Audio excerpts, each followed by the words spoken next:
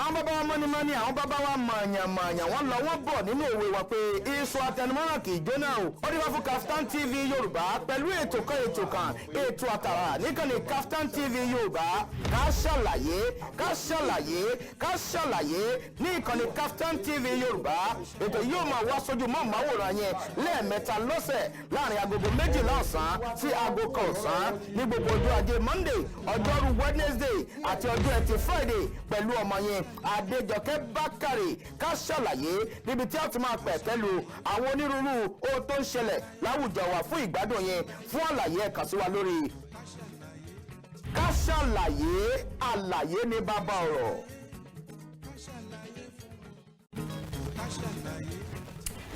A dúpẹ́ lọ́wọ́ Ọlọ́run nítorí pé òun ló jẹ́ kó ṣeé ṣe fún wa tí orí wa tí ò kọ́ gèlè, tí ara wa tí ò kó aṣọ, ẹsẹ̀ wa kò jẹ́ kó kọ́ bàtà. Ìdí ọpẹ́ wa pọ̀ ní gbogbo ìgbà nítorí pé oṣù kẹwàá ọdún 2021 ó mà tó ti ń kásẹ̀ ńlẹ̀ díẹ̀díẹ̀. eléyìí ní ká fi kíra wa káàbọ̀ sórí àkọ́tún ètò ká ṣàlàyé ti ọjọ́ ajé ní Kaftan TV kan ní Yorùbá náà ni. Àkìyí Adejoke Bakare lórúkọ ti tèmi, èmi pẹ̀lú Olayinka Afolabi ẹ̀rí bàbá ìyá bá ká wa ara lé. Kò tẹ́ ń ṣe gbogbo ìgbà ni màá máa dárúkọ mi wọ́n sì torí pé òun ti dárúkọ mi ẹ ṣáà ti mọ̀ mi òjú ni mí mi ò ń ṣàìmọ̀ fólókó. Ẹ káàbọ̀ sí orí ètò wa lónìí lórí Kaftan TV ká ṣàlàyé náà ní ẹni ọjọ́ ajé. Èmi a máa gbà ládùúrà pé kájé kó bùgbàjẹ́, kájé kó bá wa gbé, kó fọ̀dẹ̀dẹ̀ wa ṣe lé, kó fi ara wa gan ṣe lé, kó máa bá wa rìn, kó máa bá wa jáde, kájé kó ká gbogbo wa mọ́lé lónìí lọ́jọ́ ajé. Torí wọ́n ní pé ìwà láàyè Olúwa òun náà lajé. Torí tọ́lọ́run bá ti wà pẹ̀lú wa kò sí ìtadáwọlé tí ò yọrí. Ó ń ṣe mí lé ní ọ̀sẹ̀ ìgbọ̀n pé kì í ṣàwọn àṣọ tẹ́lẹ̀ nítorí pé àwọn ànábì, àwọn wòlíì, àwọn pásítọ̀, àwọn bàbá mi àtàwọn bàbá mi nínú Olúwa kan ni mo fi jọ. Àwọn bàbá mi nínú Olúwa bíi Prophet Joseph Taiwo Ọláníyàn, bíi Sam Evangelist Samuel Ajayi àti bẹ́ẹ̀ bẹ́ẹ̀ lọ nítorí pé ọmọ tó yá bá bí òun náà lẹ́yà máa jọ. Atófìyẹ kí wa pé a kú pọ̀pọ̀ ṣinṣin gbáradì iṣẹ́ títí òní ìtítọ̀sẹ̀ yìí. Pẹ̀lú aago tẹ́ ń wò wá ó dá mi lójú pọ̀ nǹkan ti wà nídìí okòwò wọn. Àwọn kan ti wà ní ọjà, àwọn kan sì ń wà lórí ìrìn, àwọn kan dẹ̀ ṣe ń wọlé dé láàárọ̀ yìí. Bẹ́ẹ̀ ni aṣáàdúpẹ́ lọ́wọ́ Ọlọ́run pé Ọlọ́run pa ìjáde wa àti ìwọlé wa ó pamọ́. Pàtíṣe wa wà nílé Ọlọ́run á tún pamọ́ fún wa. Ẹ sábà wà nǹkan fìdílé kẹwàá jẹ̀gbádùn ètò ìtàgbé wa fún ilé òní lórí ká ṣàlàyé ní ọjọ́ ajé nítorí pé ọ̀sẹ̀ yìí òun ni ká ṣàlàyé ó pé ọdún kan ní Kaftan TV Yorùbá àpé ọdún kan náà lọ́rùn a máa dúpẹ́ lọ́wọ́ gbogbo ẹ̀yin tẹ́ darapọ̀ wọn nígbà kọ́kọ́ bẹ̀rẹ̀ ẹ̀yin tẹ́ pé ńgbà tá a bẹ̀rẹ̀ láàrin gbùngbùn láàrin ẹ̀lẹ́ darapọ̀ mọ́ wa àtẹ̀yin tẹ́ tó wá darapọ̀ mọ́ wa lénìí àkìyín lọ́lọ́kùn òjọ̀kan pé ìfẹ́ ńlá tẹ̀ní sí wa tẹ̀ní sí ètò yìí tẹ̀ní sí Kaftan TV Yorùbá tẹ̀ní sí gbogbo àwọn oníròyìn pátápátá lórílẹ̀‐èdè Nàìjíríà. Ọlọ́run nípa náà fẹ́ àárín wa gbogbo wọn tó bá ń rò pé oníròyìn rọ́nà ń pa ó ti dá yín lójú báyìí pé lórí ètò ká ṣàlàyé ní Kaftan TV Yorùbá a kì í parọ́ bó bá ṣe rí báyìí la ṣe máa sọ à ń sojú abẹ ní kò ní. Ẹ jẹ́ ká délé agbára. Adejoke ká tó lọlé agbára jẹ́ àkáwọn tó máa ń pè wá náà. A máa kí wa mẹ́rin afẹ́níkà ṣe ó ní kejì ní pèlépèlé. Ó yà sọ àwọn tó máa ń pè wá wọlé náà, àwọn tó máa ń pè lẹ́yìn ètò báyìí lẹ ṣe ṣe agbádùn yín lé gbogbo yín náà lẹ ṣe torí pé ibi tẹ́ ẹ ti ń mówó àpò yẹn ò ní gbẹ lágbára elédùn ìfẹ́ tẹ̀lé ní sí wa kò ní ṣá kò ní tí má tiẹ̀ wá gbà lẹ́yìn ẹ̀yìn náà. Bí ọ̀gá mi kan ni á ní ẹ má yọra yín lẹ́nu owó àdúrà ẹ fún mi ní ATM yín mo ẹni ọ̀nà má jẹ́ wọ one chance ẹ pé ATM ẹ lò káàkiri ẹ lò mí kò sí kankan bẹ́ẹ̀ kò sí kankan náà káàkiri ẹ lò bówó ṣe ń wọlé lò mí ń gbá jáde kíákíá ká bá máa kásètò tiẹ̀ ní ilẹ̀ gbogbo àtàjọ ń ṣiṣẹ́ lórí ká ṣàlàyé àwọn adárúkọ gbogbo lọ́lọ́kùn òjọ̀kan àtàwọn tẹ́ ń rí àtàwọn tó wà lẹ́yìn kámẹ́rà àtàwọn tó wà lójú kámẹ́rà àtàwọn tó wà nídìí ohùn yàtọ̀ sí pé wà lóhùn yàrá tá a ti ń ka sílẹ̀ gbogbo pátápátá là máa kí ẹ jẹ́ ká lè agbára tá a bá padà dé Ká Sálàyé ṣì ń tẹ̀síwájú ẹ má gbé kúrò ń bẹ̀.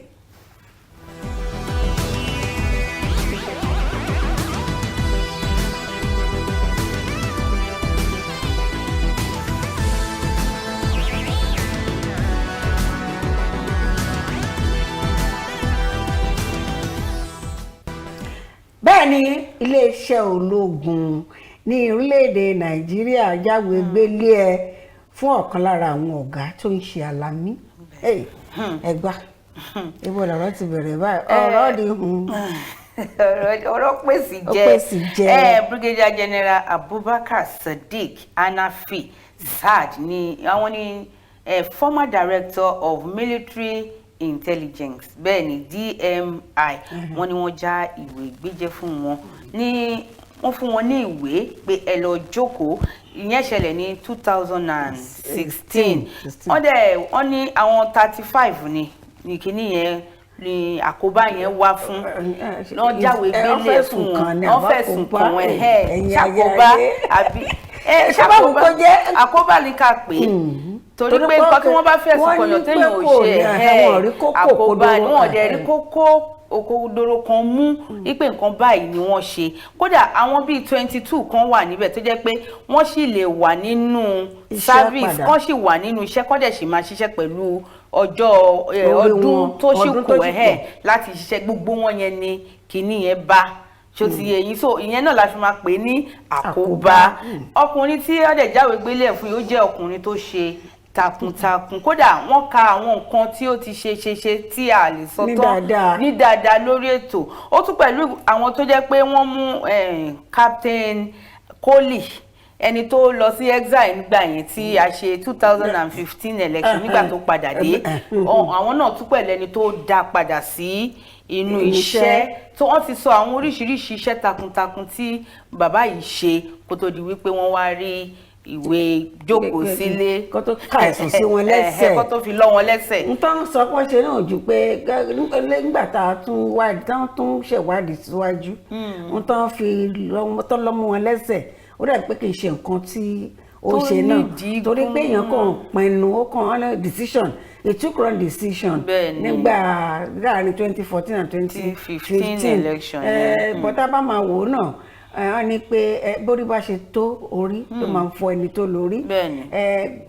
bóyá àdúrà tó yẹ ká gbà ni pé gbogbo àwọn tó bá fi sí ipò lórí kí Ọlọ́run máa fún wọn ní ọgbọ́n ìmọ̀ àtòyé kó dẹ̀ máa tọ́ ìṣiṣẹ́ wọn nípa ìgbésẹ̀ tí wọ́n bá máa gbé níta fi sọ náà ni pé ṣe rí ìwà láàyè Ọlọ́run ẹni tó bá gbọ́ ìtọ́ni látọ̀dọ̀ Ọlọ́run òun ló máa dàbẹ́ kó wọ́n ṣe torí Bíbélì gan fìdí ẹ̀ múlẹ̀ only your word is a lamp to my path and a light to my feet. Àbí wà ní yẹn pé a lamp to my feet, a lamp to my feet and a light to my path. Ni ọ̀rọ̀ Ọlọ́run ṣe jẹ́. Ó ní pé ọ̀rọ̀ rẹ ni fìtílà sí ọ̀nà ẹsẹ̀ mi, ìmọ́lẹ̀ sí ọ̀nà mi. Bí ọ̀rọ̀ Ọlọ́run ṣe lọ nínú ìwé Sáàmù yẹn nìyẹn. Bàbá bó bá ṣe jẹ́ pé bó ṣe gbà náà nìyẹn bá ṣe láàrí la máa rí. Kò sí nǹkan tá a fẹ́ ṣe sí i. Ṣùgbọ́n tó bá súnmọ́ Ọlọ́run ó ṣeé ṣe kó jẹ́ pé àwọn àkóbá tó yẹ kán fojú sùn àbí kán fojú fò wọ́n wá dojúkọ Ọlọ́run máa mú gbogbo wàhálà báyìí kúrò ní ọ̀ràn gbogbo wa bóyá ilé náà ló fi jẹ́ kí gbogbo àwọn à ń fẹ̀sùn tí ò nídìí kan yàn à ń gbégbèsè tí ò tọ́ à ń ṣe ìpinnu tí ò yẹ kéèyàn ṣe ló mú kí orílẹ̀-èdè Amẹ́ríkà fọn rere pé ẹ wá ń bí o ẹ gbọ́dọ̀ lo bàálù àbárapá àtùkálò tẹ́ ẹ rà lọ sí ìlú bo ìlú south east ìlà oòrùn Nàìjíríà ìlà oòrùn gúúsù Nàìjíríà wọ́n sọ wípé ibi tí àwọn jọ fẹnu kò sí ní ìwọ̀ oòrùn ṣé bí ìwọ̀ oòrùn west ní ìwọ̀ oòrùn àríwá eastern part pé ibi táwọn jọ north eastern part Boko Haram wà pé ibi tí àwọn Boko Haram wà northern part pé ibẹ̀ ni kí wọ́n gbé lọ nítorí pé àwọn ta kíní fún wa kì í ṣe pé kí a lè fi ṣe jàǹbá fún àwọn aráàlú ṣùgbọ́n kí a lè fi dojú kọ àwọn Boko Haram wọ́n dẹ̀ nígbàgbọ́ pé ibẹ̀ yẹn àwọn terrorists agbésùmọ̀mí àwọn tó ń yọ ìlú lẹ́nu àwọn tó ń yọ Israel àwọn tó ń yọ Nàìjíríà lẹ́nu torí Nàìjíríà ò fi ṣe Israel. nítorí pé ibẹ̀ ni wọ́n gbàgbọ́ pé wọ́n pọ̀ sí jù so ibẹ̀ náà ni àwọn fẹ́ kí wọ́n gbé e lọ nítorí pé ó lè ṣe jàǹbá fún àwọn ibòmíì tí wọ́n bá gbé lọ pé kọ́ má gbé lọ sí South East kọ́ má lò níbẹ̀ o. àfaramọ́ lè wá tọ́jú ẹ̀ síbẹ̀. wọ́n lè tọ́jú ẹ̀ ṣùgbọ́n pé wọ́n fẹ́ lò ó kí wọ́n má lò ó nítorí pé nǹkan tí àwọn jọ fẹnu kò ní wípé ilẹ̀ north láti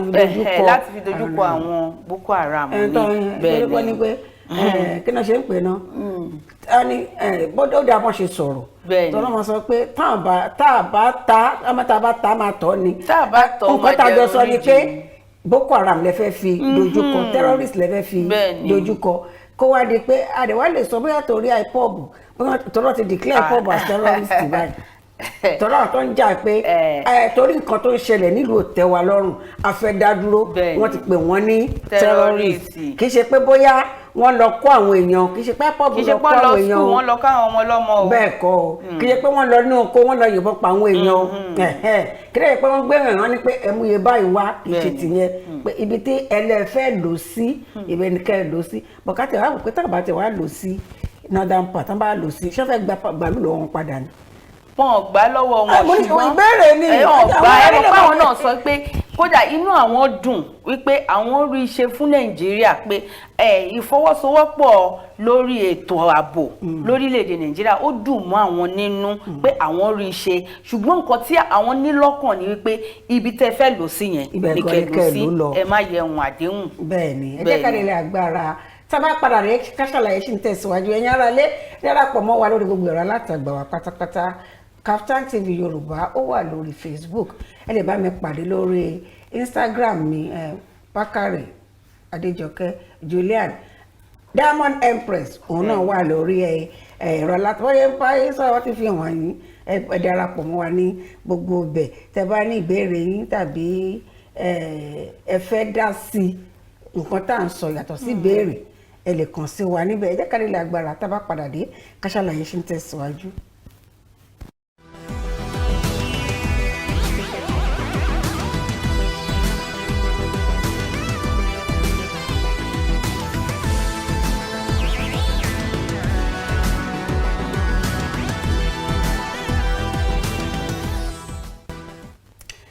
Name federal lawmaker financing Sunday Igboho stop all the suspicious activist lawyer death attorney general yẹ malami wọ́n ní pé dárúkọ àwọn tó ń ti Sunday Adéyẹmọ lẹ́yìn Sunday Igboho. lọ́ọ̀yà wọn tiẹ̀ wá sọ pé ìyẹn lọ́ọ̀yà Yomi Aliu wọ́n ní àfitẹ́ bá dárúkọ àwọn tí wọ́n ń tì lẹ́yìn tẹ́ sọ pé wọ́n ń gbé owó pé wọ́n ń gbé owó fún wọn pé torí pé Sunday Igboho yìí oníṣòwò ni wọ́n. ó ń ta mọ́tò. ó ń ta mọ́tò kó tó di wípé ọ̀rọ̀ pé wọ́n ní ọdún tó kọjá àbí ọdún tó kọjá lọ́hùn. 2019 ni wọ́n ṣẹ̀ṣẹ̀ bẹ̀rẹ̀ sí sọ wípé bọ́ ṣe ń fìyà jẹ àwọn ọmọ wa kò dùn mọ́ àwọn nínú bí wọ́n ṣe ń pa wọ́n ní ìpa tí ò tọ́ náà kò táwọn lọ gbà yẹn lọ́ ṣẹ̀ṣẹ̀ bẹ̀rẹ̀ sí ní ìjàngbara pé a fẹ́ dúró àwa náà fẹ́ lọ lọ́tọ̀ pé kó tó di 2019 yẹn wọ́n ṣáà ti kọ́lé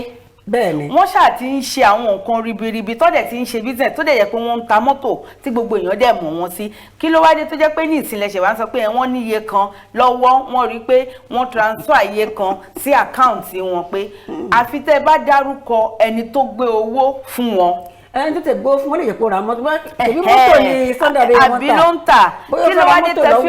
tẹ fi wá sọ pé wọ́n ti ń gbówó fún wọn fi ń tì wọ́n lẹ́yìn láti máa fi ṣe aburú pé àfi tẹ́ bá dárúkọ o ẹ yé pè wọ́n ní agbésùmọ̀mí mọ́ àjìjàngbara ni wọ́n. tí ó tẹ̀ wáyé nílẹ̀ ni pé mi ì mọ̀ bó ṣe lè tọpinpin àwọn tó sanwó sínú àkáǹtì Sunday Adéyẹmọ tó lè jẹ́ pé àwọn kidnappers wọ́n ní nọ́mbà tó fi ń pè tó fi ń béèrè owó lọ́wọ́ àwọn tí wọ́n gbé bó ti jẹ́ pé gbogbo àwọn àti air force officer bí naval officer tí wọ́n gbé tán kó àti àmì táwọn ọ̀daràn gbé àti ọlọ́pàá tí wọ́n gbé ẹ ti sọ pé ẹ fowó gbà wọ́n padà bó ti jẹ́ pé àwa náà sọ pé ẹ fowó gbà wọ́n tó ẹ ti sọ pé ẹ fowó gbà wọ́n padà ó ṣe wá jẹ́ pé àwọn tí wọ́n ń jìjàgbara lẹ́ ń tọpinpin wọn lẹ́ ń mọ bí wọ́n ṣe ń hùwà lẹ́mọ bọ́yẹ ń ṣe owó tán ní bó ṣe jáde àwọn tó fún wọn lówó àwọn tí ó jẹ́ pé wọ́n gbé nǹkan bá tún pé àfikẹ́ fáwọn lówó tó yẹ kó tẹ̀ tí wọ́n ń wọnú ọjà wá pé ebi ń pa wá o àrùn ẹ̀rí kankan ṣe sí i bàbá Malami wọ́n ní pé ọ̀rọ̀ tí ẹ̀ sọ̀rọ̀ àhesọ ní pé ọ̀rọ̀ àhesọ ni ṣùgbọ́n àwọn bí ò tẹ̀ sọ̀rọ̀ bẹ̀ bójú ọ̀rọ̀ àhesọ tó bá jẹ́ èmi ni Attorney General ni màá wá bọ́ síta màá wá dárúkọ kí ẹ pé máa bọ́ síta nìkan máa pe gbogbo oníròyìn pátápátá báyìí kan jókòó máa wá dárúkọ tó ní ta bá tún ní ká máa kọ̀wé ránṣẹ́ ká máa fi ṣe bòńkẹ́lẹ́ ó ṣeé ṣe kán fi pẹ́ńsù àbí ìrẹ́sà kán fi kún mo ti gbé jáde ká wá bẹ̀rẹ̀ lóyún ojú pálí pé ẹni sọ orúkọ ní orúkọ lélẹ̀. ó dẹ̀ jẹnu yín láti máa gbọ́ fúnra wa. ẹ má gbé látọ̀dọ̀ spokesperson kankan àbí special assistant ẹ jẹ́ kó jẹ́ ìgangan lẹ́ máa sọ ojú abẹ́ ń kó wọ́n ti ní kẹ́dá orúkọ àwa náà retí o nítorí pé iléeṣẹ́ Kaftan TV a wà níkàlẹ̀ pẹ̀lú yín a wà l'Àbújá a wà l'Oǹdó a wà ní ìpínlẹ̀ Èkó ìgbàkúgbà tẹ́ bá pè wá pé ká wá gbọ́ làbárì dúníà àwa náà wà kalẹ̀ àfẹ́gbọ́ torí àwọn olólùfẹ́ wa lórí Ká Sálàyé wọ́n fẹ́ mọ̀ bí tí ẹ bọ́rọ̀ dé lórí ọ̀rọ̀ pé ni àwọn tó ń ti Sunday Igboho lẹ́yìn táàtì mọ àwọn tó ń ti Boko Haram lẹ́yìn bó tẹ̀ jẹ́ pé Saudi United Arab Emirates tó fi orúkọ ránṣẹ́ ní bá a ṣe ń sọ ẹ̀kọ́ ẹ̀yọ̀ǹda orúkọ awakọ̀lá sọ nǹkan tẹ̀yìn náà sọ ni ẹ jẹ́ ká bọ́ sí abala títẹ̀ wo. Jailbreak, Makinde orders installation of CCTV in correctional facilities in Ọ̀yọ́. Makinde pè fún àmúlò ẹ̀rọ akáwòrán sílẹ̀ ìyẹn CCTV láwọn ọgbà ẹ̀wọ̀n ní ìpínlẹ̀ Ọ̀yọ́. Mi fẹ́ bẹ̀rẹ̀ pé ẹ mọ́ bínú bàbá ṣe ń sùn tẹ́lẹ̀ ni. Irọ́ wọ́n ṣẹ̀ṣẹ̀ sọ eléyìí ní nígbà tí wọ́n ṣe àbẹ̀wò sí Abolongo prison yard. Mi ti ẹ̀ gbórúkọ ìlú yẹn mi gbọ́ rí agbègbè kan ní Ìbàdàn. Abolongo ni tẹ́ bá ti kọjá ọ̀nà Yàgànkù díẹ̀ ẹ máa ṣe mọ̀ pé Yàgànkù police station wà tẹ́ bá ti kọjá ẹ̀ síwájú díẹ̀ ẹ máa rí Abolongo prison yard yẹn níbẹ̀ bẹ́ẹ̀ ni correctional center ni wọ́n máa ń pè ìgbà tí wọ́n wá lọ kí wọ́n lọ ṣe àbẹ̀wò síbẹ̀ yẹn ni wọ́n fi wá sọ ọ̀rọ̀ yẹn kì í ṣe pé bóyá wọ́n tají nìsín nígbà tí wọ́n rí pé ńṣe ni wọ́n já ẹ̀wọ̀n yẹn wọ́n já ilé correction center yẹn àwọn tó wà níbẹ̀ tí wọ́n ń correct tó wà nínú ilé. tó fẹ́ kọ́ àwọn ọmọ ọkọ̀ ẹ̀jẹ̀ kì í bọ́ àwọn aláìgbọràn tó ń dà lóru. ká má sọ pé gbogbo wọn náà láláìgbọràn bẹ́ẹ̀ ni ṣùgbọ́n àwọn tí wọ́n kó síbẹ̀ wọ́n ní bíi 800 ni àwọn tó jẹ́ pé wọ́n sá lọ àwọn àmọ̀tẹ́kùn kan náà wọ́n sọ ẹ̀mí wọn nù nínú ìṣẹ̀lẹ̀ yẹn bẹ́ẹ̀ náà dẹ̀ ni sójà kan náà ó sọ ẹ̀mí ẹ̀nù nínú ìṣẹ̀lẹ̀ yẹn ìyẹn ló wá ká wọn lára tí wọ́n fi wò pé ẹ jẹ́ ká fi àwọn àwòrán tó ń káwòrán sí oníṣékéléṣékélé pé ká fi sí káàkiri kán lè máa mọ̀ tí ìyẹn tí àwọn tó bá tún wà bí ò bá tún sùn lọ. tó bá tún sùn lọ bíi ti Nigeria Defence Academy tó yẹ pé tó bá tún sùn lọ torí pé tó bá fi kámẹ́rà ọ̀hún gan sí ọ̀tọ̀ ni pé kí ẹnìkan jókòó síbẹ̀ kó máa wò pé kí ló fẹ́ ṣẹlẹ̀ ọ̀tọ̀ ni pé kéèyàn jókòó síbẹ̀ kó wá sùn lọ pé àwọn ṣàṣọ ní èròǹgbà kan wọn pé àwọn sọ léròǹgbà ẹ jẹ́ ká fi síbẹ̀. ẹ gbà mo ti ẹni pé ṣáà ẹ̀ṣẹ̀ wé kọ̀ bọ́ọ̀rẹ́ ẹ̀ṣẹ̀ jí ni bàbá wa Mákindé gómìnà ìpínlẹ̀ Ọ̀yọ́ ẹ̀yin ṣẹ̀ṣẹ̀ débẹ̀ ni ṣùgbọ́n ẹ ti wà ní ipò gíga mo fẹ́ ká mú àwọn ẹ̀kọ́ kọ̀ọ̀kan kọ́ nínú àwọn nǹkan tí à ń sọ yìí ọ̀pọ̀lọpọ̀ náà ló wà nípò gíga tó yẹ pé kò kàn mí bá ṣe máa ń sọ gbogbo ìgbà pé mo ti yó mi ìgbéyàn lọ́gbà ẹ̀wọ̀n mi kò sí tí fẹ́ lọ ṣe lọ́gbà ẹ̀wọ̀n kò sí ẹbí mi kan tó fẹ́ lọ tó yẹ pé yẹn là ń wò ní ẹ má gbàgbé pé àwọn ẹlẹ́wọ̀n tán já yìí tán tí wọ́n sáì wọ́n ti ná láwọn kan mú ṣùgbọ́n àwọn kan ẹgbàgbé wọ́n lọ tẹ̀fẹ̀tẹ̀fẹ̀ ni àwọn tí wọ́n lọ tẹ̀fẹ̀tẹ̀fẹ̀ yìí àwọn agbègbè tó wà ládùúgbò yẹn àwọn ilé tó wà ládùúgbò yẹn ṣe bá aṣọ ẹlẹ́wọ̀n ló wà lọ́rùn wọn tó bá wọnú wọn bá fọ ògiri wọnú ilé àwọn ènìyàn aṣọ tó bá sá sórí wáyà Wọ́n á kà. ó sáìsì wọn kò sáìsì wọn Wọ́n ṣàwọ́pọ̀ ó ṣeéṣe gan ládùúgbò kọkùnrin wọnú àgbàlẹ̀ lòmíì kó jẹ́ ìró àti ìbùbá náà sá síbẹ̀ ayé ayé padà ọkùnrin ló wọlé obìnrin ló jáde adìyẹ́gùn àṣírò ló wọlé èèyàn tó rìn straight ló bọ́ síta ẹ jẹ́ ká mójútó àwọn ẹ má jẹ́ kó dìgbà tí ìṣẹ̀lẹ̀ bá ṣẹlẹ̀ ká tó máa gbé ìgbésẹ̀ kì í ṣe CCTV nìkan la nílò ní àwọn correctional facilities wa kì í ṣe CCTV nìkan ẹ jẹ́ ká délé agbára ohun tá a fẹ́ sọ nígbà tá a bá padà dé a máa tẹ̀síwájú lórí ọ̀rọ̀ yìí torí tá a fẹ́ gbé yẹ̀wò ó ní í ṣe pẹ̀lú aráàlú ìjọba àtàwọn tó ń ṣiṣẹ́ ní àwọn ọgbà ẹ̀wọ̀n àti pàápàá àwọn tí wọ́n kó síbẹ̀ ọ̀rọ̀ ẹni kó gbá wa pátápátá ni ọ̀rọ̀ náà kàn ẹ bá a pàdé lórí gbogbo ẹ̀rọ látàgbà pátápátá a wà níbẹ̀ ìyẹn YouTube wa tẹ́ bá fẹ́ wo Ká Sálàyé lórí YouTube ẹ lọ sí Kaftan TV #Kasalaye gbogbo ètò wa ló máa jáde sí lọ́gán ẹ bá wa pàdé lórí Facebook náà Ká Sálàyé Kaftan TV Yorùbá lórí Facebook wà ń bẹ̀ àwa náà àgbẹ̀yìn à ń polongo ní gbogbo aago 12 sáago 1 ní ọjọ́ Monday Wednesday àti Friday a máa túmọ̀ Monday Wednesday Friday nílẹ̀ Yorùbá tá a bá padà dé Ká Sálàyé ṣì ń tẹ̀síwájú ẹ máa bá wa bọ̀.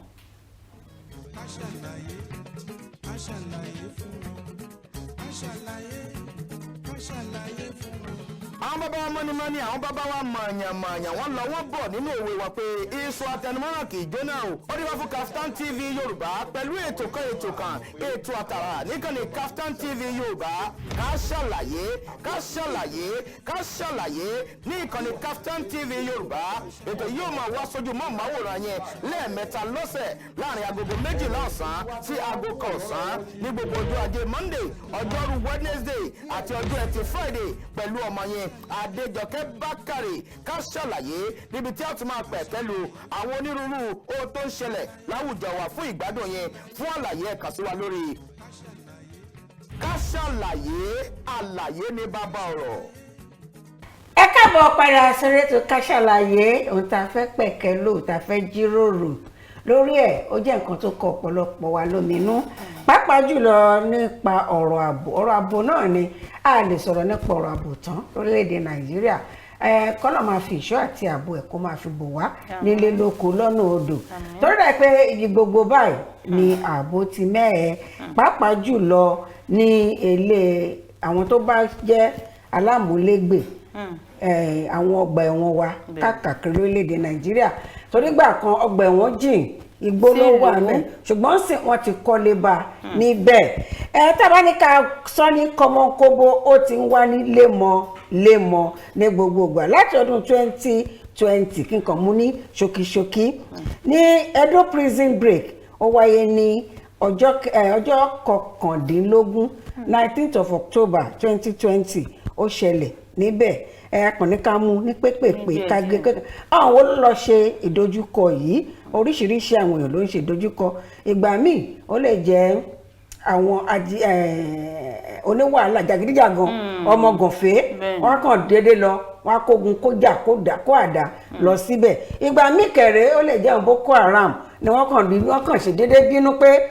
lọ́wọ́ táwọn wà yìí o àwọn fẹ́ dá sílẹ̀ irú ètò ìṣẹ̀lẹ̀ ìgbà míì ó lè jẹ́ àwọn militant wọ́n lè lọ kàn sọ pé àwọn fẹ́ fi dá bóyá ìjọba náà dá lágara ni àbáràlú a lè sọ ní Bọ́chí ó ṣẹlẹ̀ níbẹ̀ ní September 7 2010 ó ṣẹlẹ̀ níbẹ̀ lóyẹ pé àwọn bíi 721 prisoners ni wọ́n tú sílẹ̀ àwọn 5 kú 6 fara pa ṣùgbọ́n nígbà tó dẹ̀ máa yá náà a nípa àwọn Boko Haram ni ó di pé ó dà pé wọ́n lè lọ ṣe iṣẹ́ láabi yẹn níbẹ̀ ní ó tún ṣẹlẹ̀ ní Ìṣàgámù náà ní 2013 kí ló ṣẹlẹ̀ minimum prison ní ti Ìṣàgámù yẹn àwọn bíi 20 ni wọ́n jáde níbẹ̀ tó yẹ pé àwọn tó wà níbẹ̀ tó ń ṣiṣẹ́ prison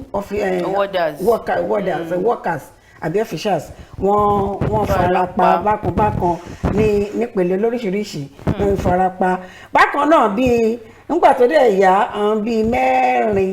ni wọ́n rí mú padà wá sí ọgbà ẹ̀wọ̀n nígbà tí ìṣẹ̀lẹ̀ yẹn ṣẹlẹ̀ ní ìpínlẹ̀ Ondo ìyẹn ní June 30 2013 ó tún ṣẹlẹ̀ ní ibẹ̀ yẹn náà nígbà tá a bá tún máa wọ̀n tó ṣẹlẹ̀ bẹ́ẹ̀ ni pé bíi 175 ni ó sá lọ́gbà ẹ̀wọ̀n tán sá jáde nígbà yẹn nígbà tán máa ṣe méjì kú wọ́dà ṣèbí wọ́dà náà tó ń ṣiṣẹ́ lọ́gbà àwọn tó ń tọ́jú wọn tó ń alábòjútó wọn ó fara pa nígbà tó máa ṣe wọ́n gbìyànjú lọ́tún lọ́sì bí àwọn 54 mẹ́rìnléní ọgọ́ta àádọ́ta mẹ́rìnléláàádọ́ta ni wọ́n rí mú padà wọ́n rí arrest wọn padà nípínlẹ̀ Èkó ní 2014 Kirikiri minimum prison àwọn inmate gangan náà gbìyànjú láti jáde ṣùgbọ́n kádàrá ò ṣe wọ́n lóore bí kádàrá ò ṣe wá ṣe wọ́n lóore náà báyìí náà àbí àwọn ẹlẹ́wọ̀n bíi 20 ló jọlọ ní pé àwọn bíi 80 wọ́n fara pa nípele lóríṣiríṣi bíi 12 wọ́n pàpà sá nínú àwọn tí wọ́n fi wọ́n sí ó ṣẹlẹ̀ ní 2014 ní Kogi ó ṣẹlẹ̀ ní Èkìtì Kuje 2016 ó ṣẹlẹ̀ ní ibẹ̀ nígbà tá a máa wò ní ọdún yìí ní April ó ṣẹlẹ̀ ní Owerri àwọn wo ni wọ́n dá bí 1844 prisoners ni wọ́n tú sílẹ̀ níbẹ̀ ó dàbí pé ọ̀rọ̀ à ń jáde lẹ́wọ̀n yìí ó ti ń peléke sí i èyí tó ṣẹlẹ̀ ní yàjóyàjó ó ṣẹlẹ̀ ní Friday tó kọjá yìí ní ìpínlẹ̀ Ọ̀yọ́ gẹ́gẹ́ bí ọ̀rọ̀ tí ó tẹnu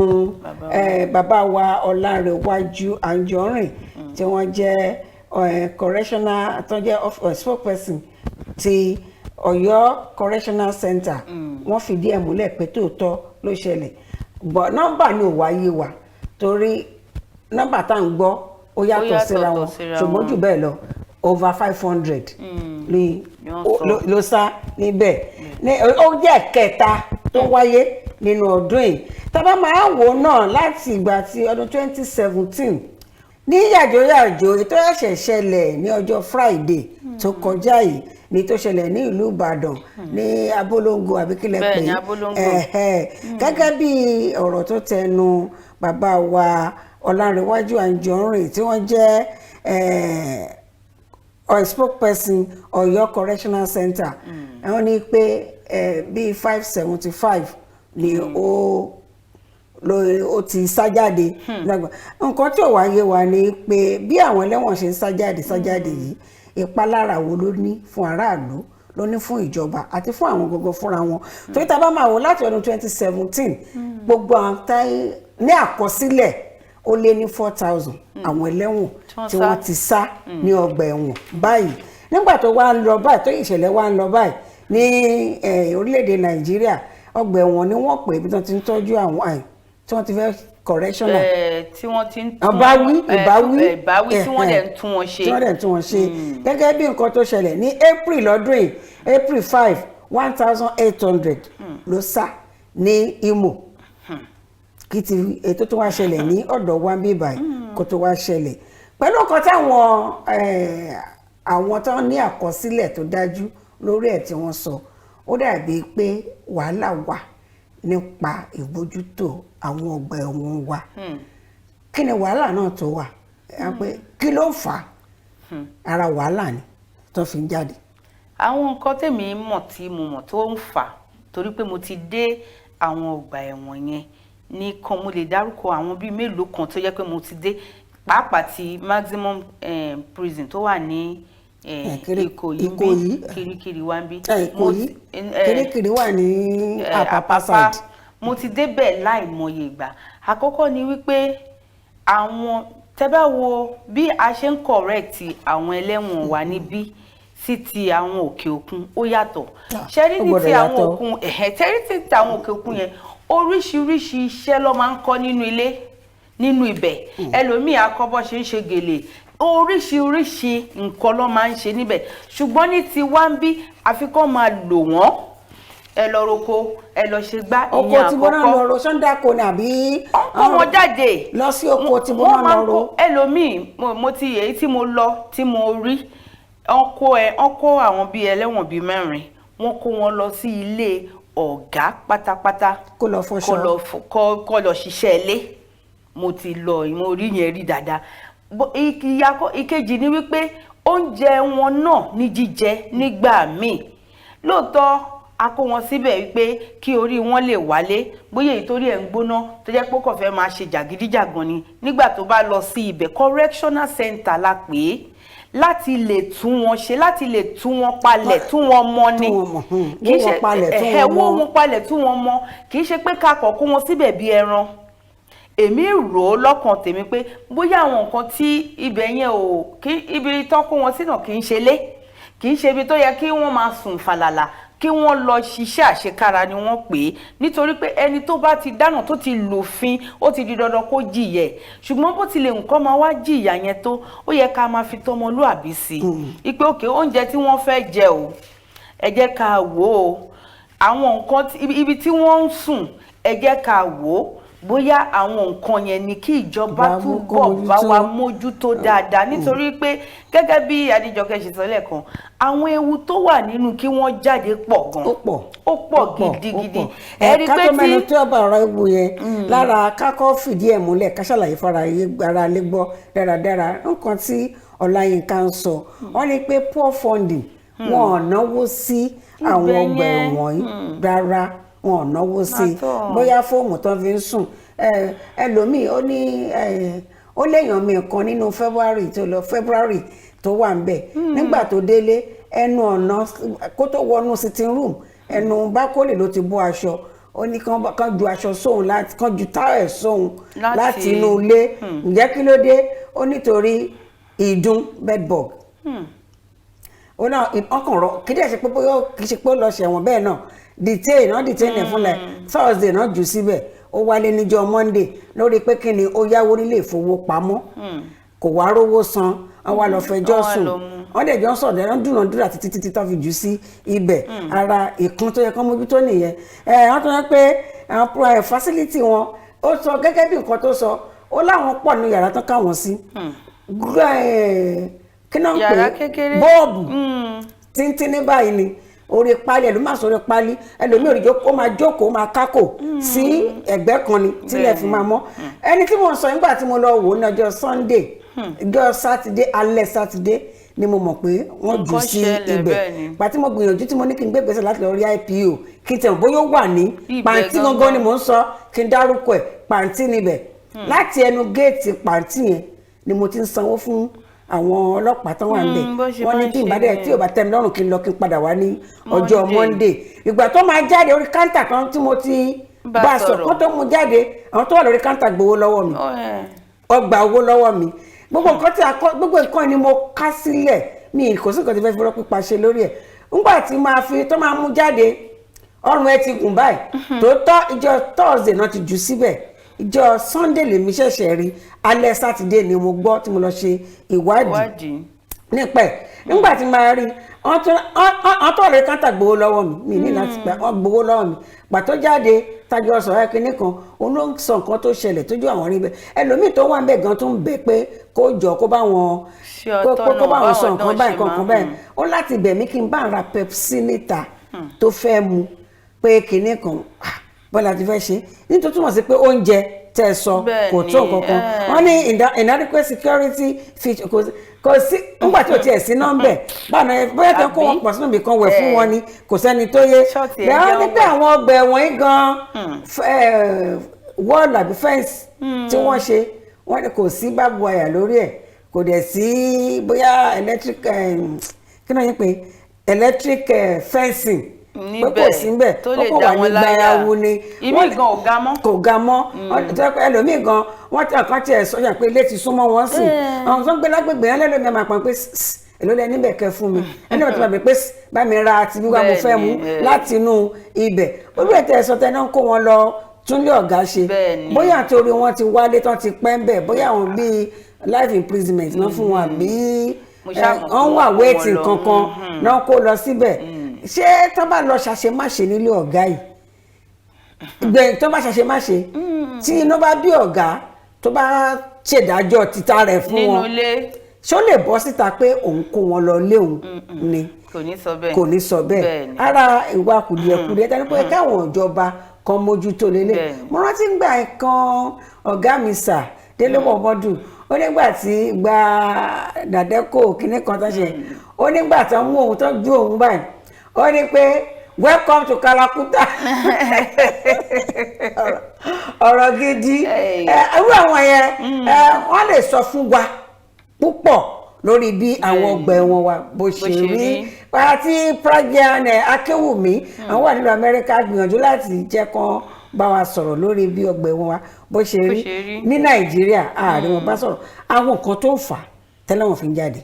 ó lélẹ̀ lásọ yẹn bẹ́ẹ̀ ni. tábà ní pé pẹ̀lú nǹkan tẹ́ gbẹ́nu lé àkóbá tó máa ṣe fún àwọn aráàlú. ṣẹ́rí inú àwọn àkóbá tó máa ṣe ni wípé ṣe mọ̀ pé ìkanra ló fi jáde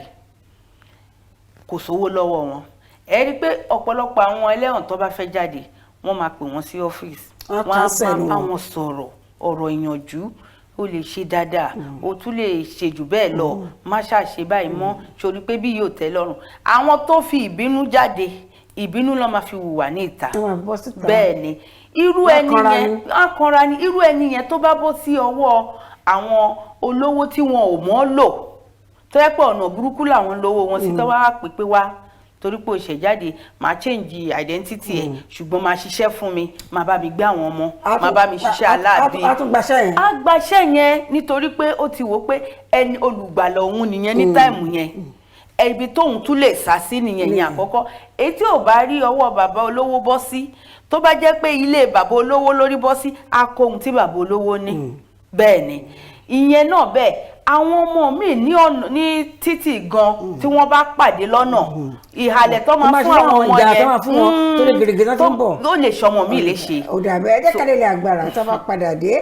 ewu tó wà nínú báwọn ẹlẹ́wọ̀n ìsìn sọ jáde òun là ń pẹ̀kẹ́ ló à ń bọ̀ náà.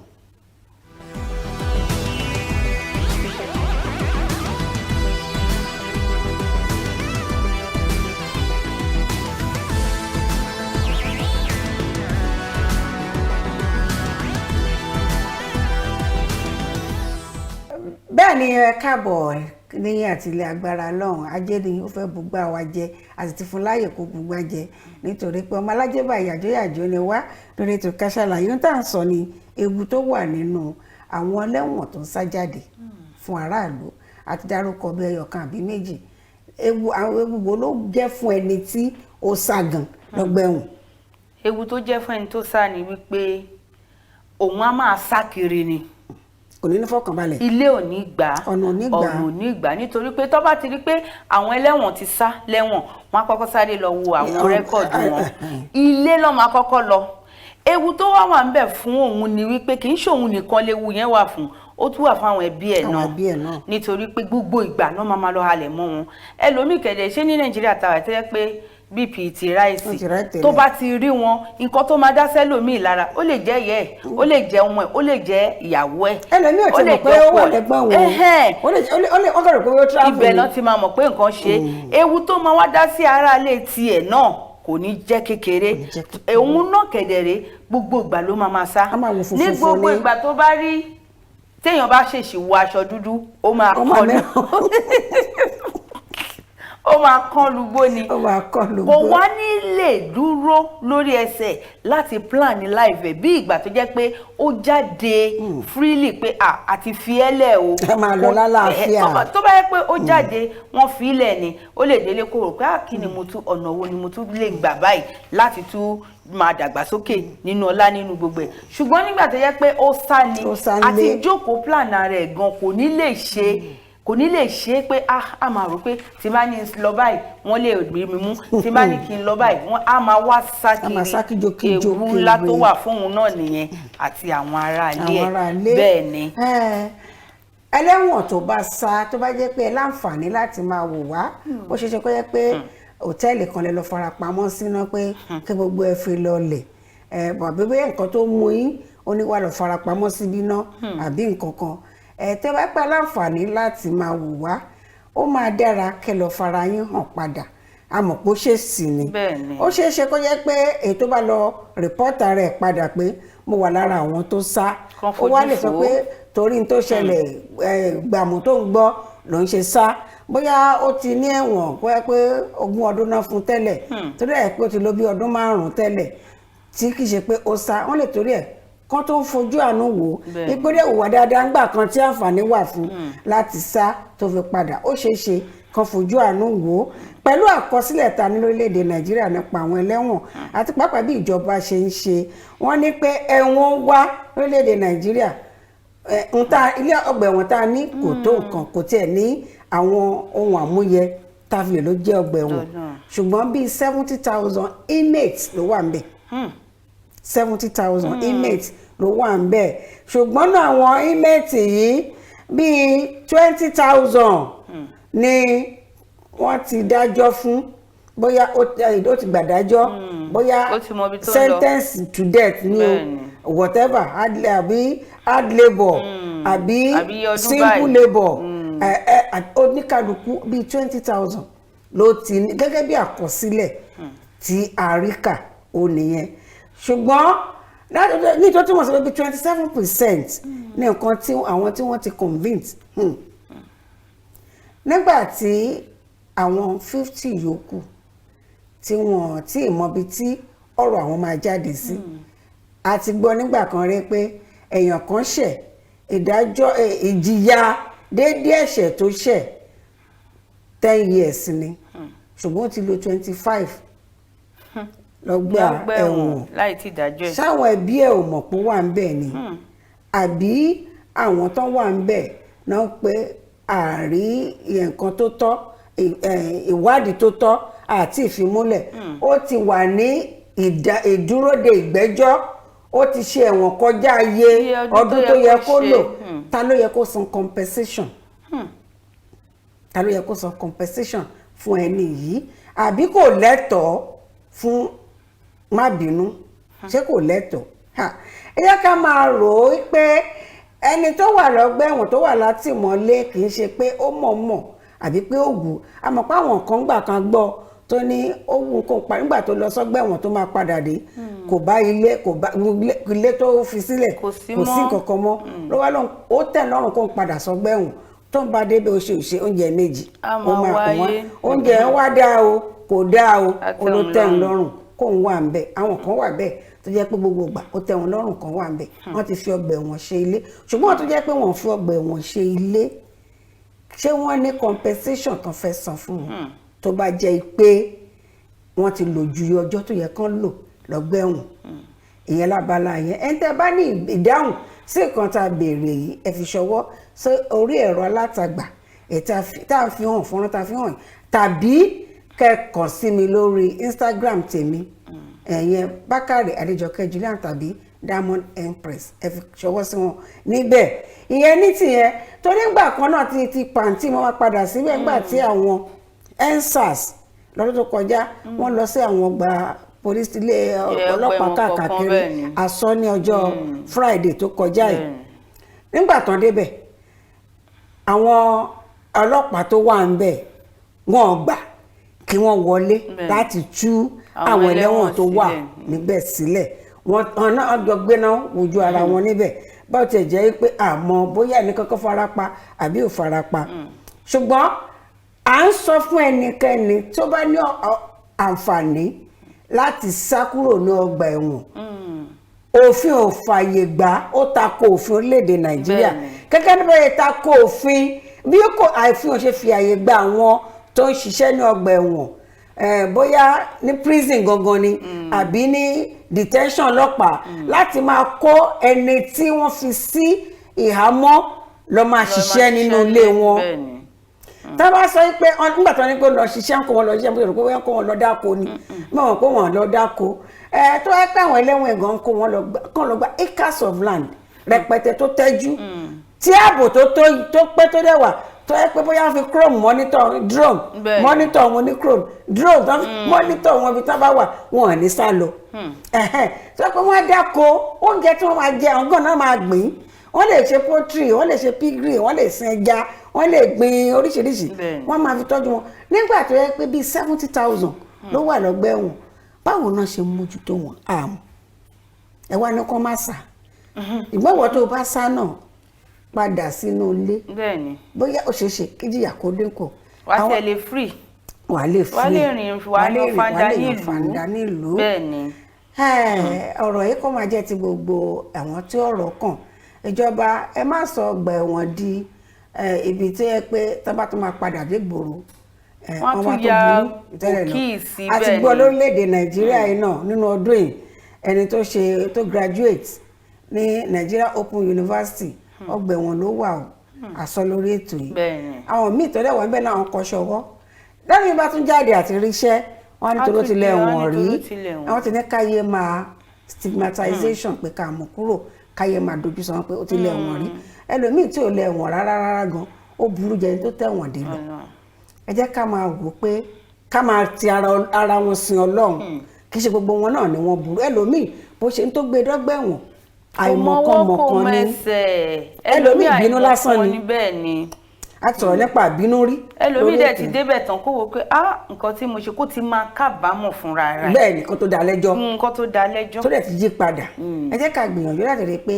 àtẹ̀bí àtàrà àtàládùúgbò ẹ jẹ́ ká mójútó àwọn tí ó bá jẹ́ pé wọ́n wà ní àhámọ́ ìjọba ìyẹn ní ọgbà ẹ̀wọ̀n tẹ́ bá léèyàn ń bẹ̀ ẹ lọ máa bẹ̀ wọ́n wò ẹ lọ máa yọjú sí wọn nàìjíríà ò ṣe prison kì í ṣe àti ṣe fíìmù prison break ní nàìjíríà tá a máa ní pé èèyàn kan mọ bó ṣe ń sá káàkiri ẹ tó bá wo fíìmù yẹn gan á mọ̀ pé àwọn tó sá gan ẹ̀mí wọn ò balẹ̀ ẹ tẹ̀ lọ wo fíìmù yẹn ẹ rí ẹ̀mí náà fi ń ṣe ẹ̀mí náà fi ń ṣe ànírìjù báyìí lọ lórí ètò Ká Sálàyé tí ò ní ọjọ́ ajé lórí bí wọ́n ṣe ń jáde lẹ́gbà ẹ̀wọ̀n wọ́n ṣe ń já ọgbà ẹ̀wọ̀n tó ń jáde bí ò jẹ́ Boko Haram á jẹ́ militanti àbáwọn ẹlẹ́wọ̀n gangan àbáwọn ẹlẹ́wọ̀n ẹlòmíì dẹ̀ máa ń rí pé opportunity ni tó bá ti rí pé àwọn kan ti ń já lọ báyìí òun náà sáré lo àǹfààní yẹn àtẹ̀lé wọn òun ò bá wọn plan ẹ̀ tẹ́lẹ̀ ṣùgbọ́n pé ó rí àǹfààní ó sá lọ padà síbi tó ti sá kó lè jẹ́ pé ìjìyà kan lè dínkù lẹ́ẹ̀kan sí àdúpẹ́ púpọ̀ oníyan yín ṣe ọlọ́kà yín ṣe ajẹ́kakí ní ti Ìbàdàn àwa tá a gbé kalẹ̀ náà ẹ̀yin tẹ́ jẹ́ àtàwa tá a jẹ́ àkó àìbínú àdúpẹ́ pé kò gbà òdì lára ẹnì kankan nínú wa lórí ètò Ká Sálàyé tó pé ọdún kan inú oṣù yìí àkí ẹ̀yẹ́ka kọ́wé látọ̀dọ̀ olùyá wa èyí máa ń pè ní Wàhídì Adéògùn olùyá agùntàṣọ lò àjọ bẹ̀rẹ̀ lọ́jọ́ àkọ́kọ́ lórí ètò yìí ni ìyẹn ló ń gba ohun wa sílẹ̀ tó ń ka tó ń gbà tó ń yípo tó ń pò pọ̀ tó jẹ́ kí ẹnu wa kó wọn tà sí òun ló ń ṣe ọmọ Ìgbò tó ń ṣe kíni tó ń ka ohun èdè Yorùbá sílẹ̀ bẹ́ẹ̀ ni kì í ṣe Ìgbò Delta ni èèyàn wa náà ni nephew wa ni bó tẹ̀jú obìnrin ni nephew wa náà ni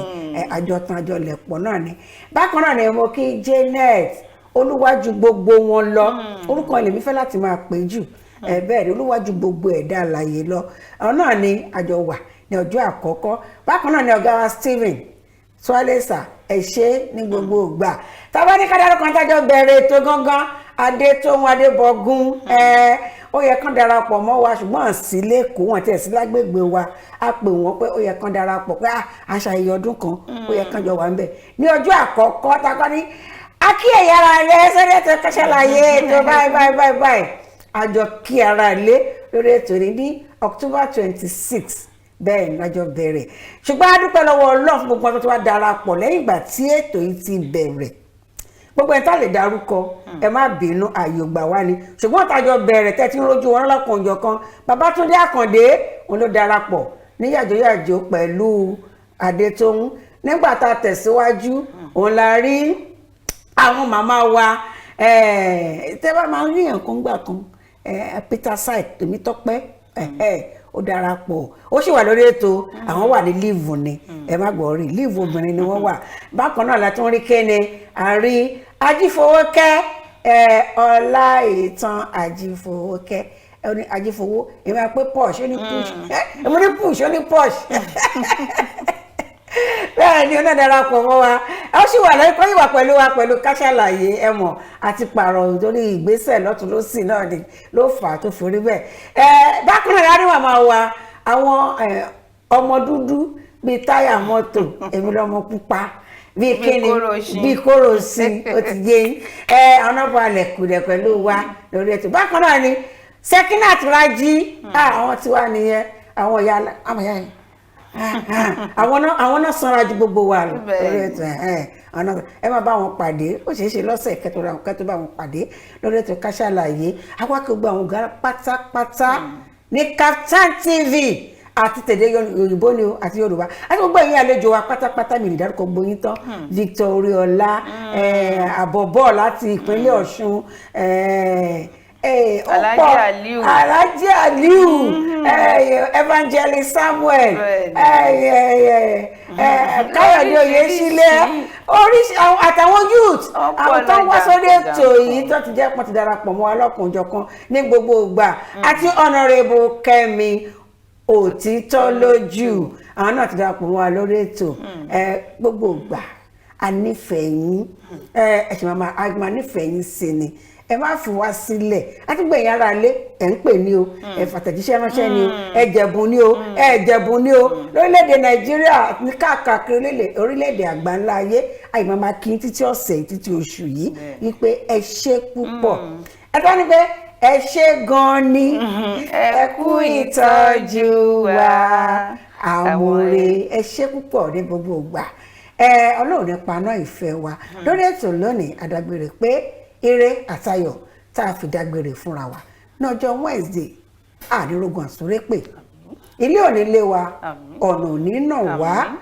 oúnjẹ tá a jẹ kò ní gbòdì omi ò ní gbòdì ẹ̀yà ara wa pátápátá kò ní gbòdì kò ní lòdì sí wa gbogbo tí Ọlọ́run Olódùmarè bá dá kò ní dojú ìjà kọ wá Ọlọ́run máa gba gbogbo wa lọ́wọ́ kẹ́ni ọ̀tá onísùúrù tó ń dúró de ọjọ́ ayọ̀ láti pa wá lẹ́kún ó dìgbà kan náà.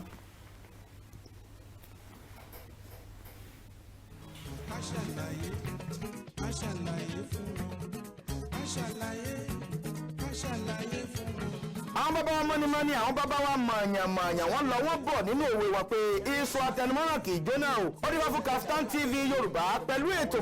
kan ètò àtàrà níkànnì Kaftan TV Yorùbá Ká